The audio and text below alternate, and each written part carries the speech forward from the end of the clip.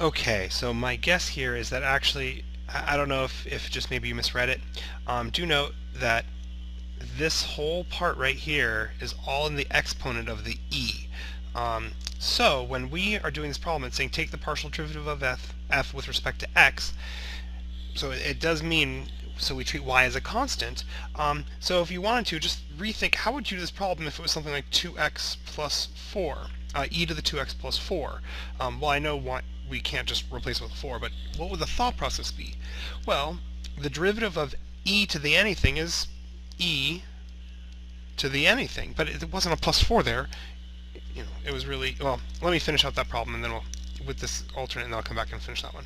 So the derivative of this, the d of f with respect to x, pardon the sloppy notation, let me give this as a f of x, y again. Okay, so derivative of this with respect to x, so this is going to be e to the 2x plus 4, because the derivative of e to the anything is whatever you see.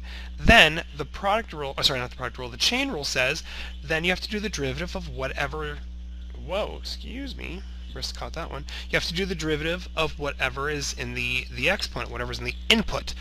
That's the big chain rule. So now I'm just looking at this and saying, well, what's the derivative of 2x plus 4? And if x is my variable, so that would just leave me with a times 2. So the answer to this problem would be 2e to the 2x plus 4. Now, going back and doing the original problem, so we're done there, we don't need it. Going back to the original problem would be the identical thought process, just we think of the y as a constant, we think of it like a 4, so we say, okay, I've got e to the, so the derivative would be e to the, whatever you see, that's what it is. Then times, now the derivative of the input. So now the input was just 2x plus 2y, so the derivative of that, if x is my variable, would again just be 2.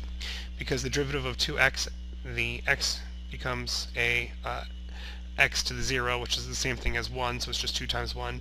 Then the derivative of 2y, well, there's no variable there, so that just becomes 0, so it's just, anyway, long story short, 2 times 1 times 0.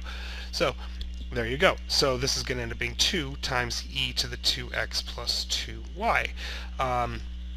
So I think that is going to answer all your questions, but let me finish out a couple other parts for other students who may be watching this video. So here, remember, this is derivative of f with respect to y. So same idea, but this time you hold the x as a constant, treat y as a variable. And just make sure you note this notation. This means do the problem. We already did it. So now the only difference now is for doing this part, if I'm going to do the partial of f with respect to x, this just means evaluate it at 1, negative 1. So we've already done the problem. We've got the answer right there. So now I'm just going to take everywhere I have an x, replace it with 1, and everywhere I have a y, replace it with negative 1. And that will give me this. So therefore, now I've got 2 times e, well, this is just 2 minus 2, so that's 0. So anything to the 0, that's always 1, so that just leaves me with 2. Okay, I hope that helps out everybody who was watching this video.